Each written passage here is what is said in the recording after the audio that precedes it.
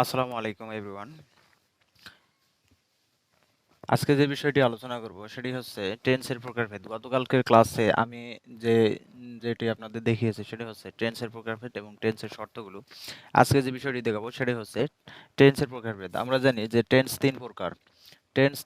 এক present tense number 1, past tense number 2 and number 3 future tense. Okay, তো এই প্রত্যেক প্রকার টেন্সের আবার চার প্রকার করে আছে, যেমন প্রেজেন্ট টেন্স 4 প্রকার, পাস্ট টেন্স 4 প্রকার অ্যান্ড ফিউচার টেন্স 4 প্রকার। ওকে, আমরা জানবো যে প্রেজেন্ট টেন্স 4 প্রকারগুলোর মধ্যে আছে present indefinite tense, present continuous, present perfect, perfect present perfect tense and present perfect continuous tense. Okay, and past indefinite tense, past continuous, past perfect continuous, future indefinite tense, future continuous tense, future perfect continuous tense। তো কথা হচ্ছে এই বিষয়, এই যে total 3 4 12 প্রকার টেন্সগুলো, এগুলো হচ্ছে মুখস্থ রাখতে হবে। এখন বিষয়গুলো হচ্ছে যে টেন্স আমরা চিনব কিভাবে, how can I identify the tense with auxiliary verb. Okay, তো এগুলো প্রত্যেক প্রকারের আলাদা আলাদা অক্সিলারি ভার্ব আছে, যেমন প্রেজেন্ট ইনডিফিনিট টেন্সের ডু এবং ডাজ, প্রেজেন্ট কন্টিনিউয়াস টেন্সের am is are, present perfect টেন্সের have has, present perfect continuous টেন্সের have been has been. Okay, next past indefinite টেন্সের ডিড, পাস্ট কন্টিনিউয়াস টেন্সের ওয়াজ অ্যান্ড পাস্ট পারফেক্ট টেন্সের had, past perfect continuous টেন্সের had been, future indefinite টেন্সের shall will, future continuous টেন্সের shall be will be and future perfect টেন্সের shall have will have, future perfect continuous টেন্সের shall have been will have been. Okay, তো আজকের বিষয় হচ্ছে যে এইগুলো টেন্সের অক্সিলারি ভার্ব এবং টেন্সের প্রকারভেদগুলো। এখন আমরা যে এগুলো কিভাবে টেন্স আইডেন্টিফাই করব, কোনো সেন্টেন্সে কিভাবে টেন্স আইডেন্টিফাই করব, এগুলোর মধ্যে এই অক্সিলারি ভার্বগুলোর মধ্যে কোনটা সিঙ্গুলার এবং কোনটা প্লুরাল, এগুলো বুঝতে হবে। যেমন ডু ডাজ প্রেজেন্ট ইনডিফিনিট টেন্সের অক্সিলারি ভার্ব। এখন এই ডু এবং ডাজের মধ্যে কোনটা সিঙ্গুলার কোনটা প্লুরাল এটা হবে বুঝতে হবে। তো মনে রাখবেন ভিউয়ার্স, যেগুলো শেষে এস বা ইএস থাকবে সেগুলো হবে সব সময় সিঙ্গুলার। ওকে, আর ইএস ব্যতীত যেগুলো আছে সেগুলো হবে প্লুরাল হবে। ওকে, যেমন আই হচ্ছে সিঙ্গুলার, আয়ের সঙ্গে ডু হবে না ডাজ হবে, এটা একটা কনফিউজিং বিষয়। তো আয়ের সঙ্গে ডু হবে না ডাজ হবে, আমরা অবশ্যই আয়ের সঙ্গে ডু লিখবো আই ব্যতীত, কিন্তু আই এক বচন। Okay, singular first person singular number I. তাহলে আয়ের সঙ্গে ডু হলো কেন, যদি এটা প্লুরাল হয়, এটাই ব্যতিক্রম, আয়ের সঙ্গে অবশ্যই ডু হবে। আর থার্ড পারসন সিঙ্গুলার নাম্বারের ক্ষেত্রে আমরা জানি ডাস কখন ব্যবহার হয়, আমরা সবাই জানি যে ডাস শুধুমাত্র থার্ড পারসন সিঙ্গুলার নাম্বারের ক্ষেত্রে এস বা ইএস যুক্ত করতে হয়। ওকে, ভার্বের সঙ্গে। তাহলে এখানে হির সঙ্গে অবশ্যই ডাজ। ওকে, হি ডাজ, এখানে ডুর সঙ্গে ডাজ, ইএস যুক্ত হয়েছে, ডুর সঙ্গে ডাজ, হি ডাজ। ওকে, এরকম হবে। তারপরে এখন আমরা সিঙ্গুলার এবং প্লুরালগুলোকে কিভাবে আইডেন্টিফাই করব, এখন এম ইজ এর মধ্যে আইডেন্টিফাই করি। দেখেন, am is are present continuous টেন্সের auxiliary verb am is are, এখানে সিঙ্গুলার আর প্লুরাল আইডেন্টিফাই করতে হবে। আমি বলছিলাম যেগুলো শেষে এস বা ইএস থাকবে সেগুলো হবে সিঙ্গুলার। তাহলে এখানে ইজের শেষে এস আছে, তাহলে এটা অবশ্যই সিঙ্গুলার নাম্বার। ওকে, তাহলে এম হবে, এম ব্যতিক্রম, এখানে আই এর সঙ্গে অলওয়েজ এম হবে, আই এম। তারপরে আর হবে প্লুরালের ক্ষেত্রে, যেমন দে আর, টি এইচ ইউ ওয়াই, দে আর। ওকে, দে আর, এরকম হবে। নেক্সট আমরা দেখব যে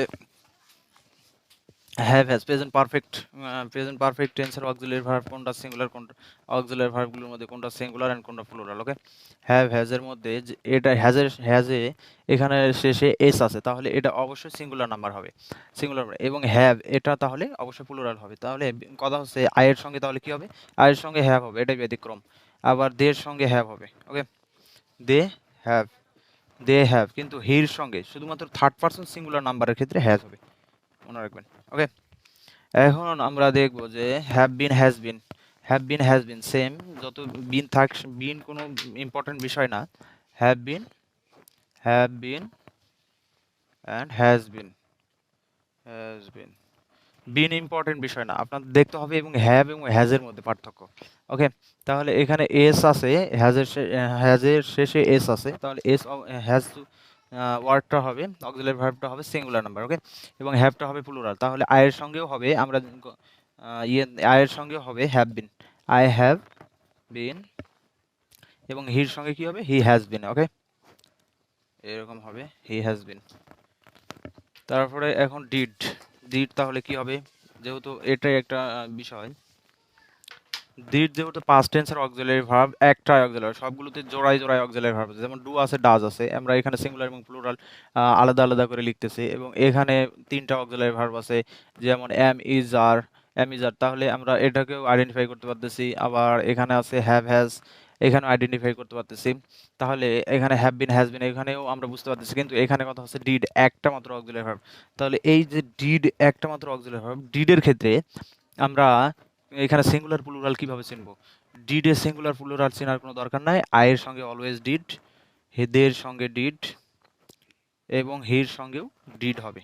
এখানে ডিডের কোনো পার্থক্য নাই, সিঙ্গুলার প্লুরাল উভয় এটা বহন করে। ওকে, তারপরে এখন আসেন যে ওয়াজ ওয়্যার। আমরা জানি পাস্ট কন্টিনিউয়াস টেন্সের অক্সিলারি ভার্ব হচ্ছে ওয়াজ ওয়্যার, ওয়াজ এবং ওয়্যার। ওয়াজ ওয়্যারে আমরা জানি যে যে অক্সিলারি ভার্বের শেষে এস বা ইএস থাকবে সেগুলো হবে সিঙ্গুলার, আর যেগুলো শেষে এস বা ইএস থাকবে না সেগুলো প্লুরাল, তাই না? শুধুমাত্র এম ব্যতিক্রম। তাহলে এখানে এখানে ওয়াজের শেষে এখানে এস, তাহলে এস এটা হবে সিঙ্গুলার, তাহলে আয়ের সঙ্গে ওয়াজ যায়, কিন্তু এটা সিঙ্গুলার হলে ওয়াজ যাবে, আয়ের সঙ্গে যাবে। I first person singular number, এটা আর হচ্ছে থার্ড পারসন সিঙ্গুলার নাম্বার হচ্ছে হি, তাহলে হির সঙ্গে ওয়াজ হবে। ওকে, কিন্তু মূলত পার্থক্যটা বুঝতে হবে যে থার্ড পারসন সিঙ্গুলার নাম্বারের সঙ্গে মূলত কোনটা যাবে সেটা। তাহলে থার্ড পারসন প্লুরালের সঙ্গে অবশ্যই ওয়্যার যাবে, থার্ড পারসন প্লুরালের সঙ্গে টিএইচ ইউআই দে, দের সঙ্গে ওয়্যার হবে, দে ওয়্যার। ওকে, এখন হ্যাড বিন তাহলে এখানে হ্যাড বিন একটা মাত্র অক্সিলারি ভার্ব পাস্ট পারফেক্ট টেন্সের, হ্যাড বিন, সরি হ্যাড আছে, হ্যাড পাস্ট পারফেক্ট টেন্সের অক্সিলারি ভার্ব হ্যাড। তাহলে হ্যাড সিঙ্গুলার প্লুরাল কিভাবে বুঝবেন? এটা উভয়, এটা সিঙ্গুলারও এটা প্লুরালও গ্রহণ করে। ওকে, সিঙ্গুলারও হবে প্লুরাল হবে, আই হ্যাড হবে, দে হ্যাড হবে, হি হ্যাড হবে, এরকম হবে। তারপরে এখন হ্যাড বিন হ্যাড বিন এটাও সেম, আয়ের সঙ্গে হ্যাড বিন যাবে, উই এর সঙ্গে হ্যাড বিন যাবে, দের সঙ্গে হ্যাড বিন যাবে, এটা সিঙ্গুলার প্লুরাল কোনো পার্থক্য নেই। হ্যাঁ, তারপরে এখন শ্যাল উইল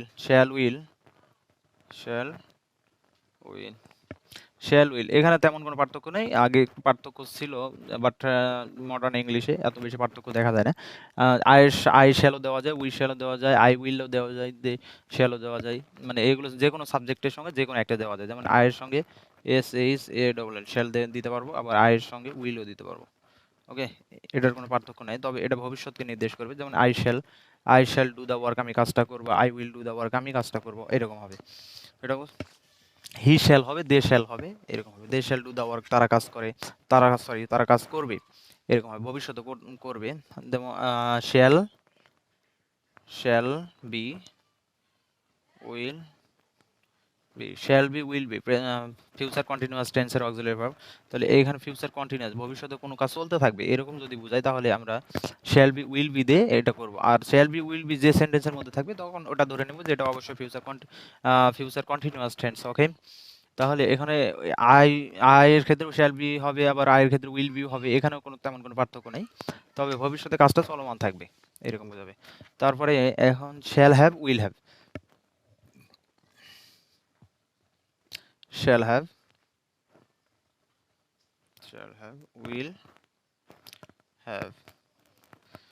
এটাও ভবিষ্যতে এক নির্দিষ্ট সময় ধরে মানে চলতে থাকবে এরকম বুঝালে, তাহলে শ্যাল হ্যাভ উইল হ্যাভ এরকম ব্যবহার হবে, এটার এর কোনো পার্থক্য নেই।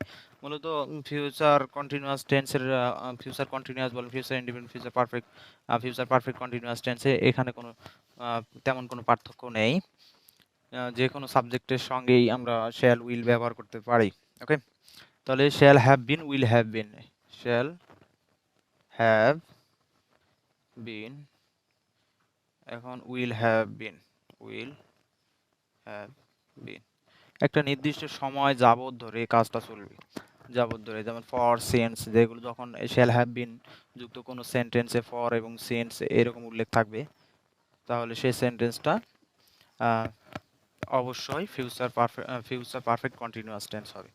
তবে আচ্ছা, আমরা এখন কিভাবে টেন্সগুলোকে আইডেন্টিফাই করব? কিভাবে টেন্সগুলোকে টেন্স আইডেন্টিফাই করাই হচ্ছে সবচেয়ে বড় কথা। যেমন তাহলে ১ম কাজ হচ্ছে যে আমরা অনেক সময় তেছি, তেছো, তেছো, করি, করে, করেন, করব এরকম বিভিন্ন কোর্স ছিল, করতে থাকবে এরকম বুঝালে বাংলায় আমরা টেন্স আইডেন্টিফাই করি। আসলে বাংলাকে বাংলা দিয়ে শেখা যায়, কিন্তু ইংলিশটাকে ইংলিশ দিয়ে শিখলে বেশি বেটার হবে। তাহলে আপনাদের টেন্স আইডেন্টিফাই করার উপায় হচ্ছে, যেমন যে সমস্ত অক্সিলারি ভার্বগুলো আছে এই অক্সিলারি ভার্বগুলো আপনাদের মুখস্থ রাখতে হবে। মুখস্থ রাখলে অক্সিলারি ভার্বগুলো মুখস্থ রাখলে টেন্সকে আইডেন্টিফাই করতে পারবো। তাহলে ডু ডাজ যুক্ত আমরা সেন্টেন্স, ডু কোনো সেন্টেন্স পাইলে অবশ্যই আমরা ওটা কোন সেন্টেন্স হতে পারে আমরা সেটা পাশে লিখবো। আবার এম ইজ আর, এটা এম ইজ আর যুক্ত অক্সিলারি ভার্ব যুক্ত কোন সেন্টেন্স হতে পারে অবশ্যই ওটা পাশে লিখে রাখবো। তারপরে হ্যাভ হ্যাজ যুক্ত অক্সিলারি ভার্ব যুক্ত কোন সেন্টেন্স হতে পারে, তাহলে ওটা পাশে রেখে রাখবো। এভাবে প্রত্যেকটা অক্সিলারি ভার্বগুলোকে আইডেন্টিফাই করে মূলত টেন্সকে চেনা যায়।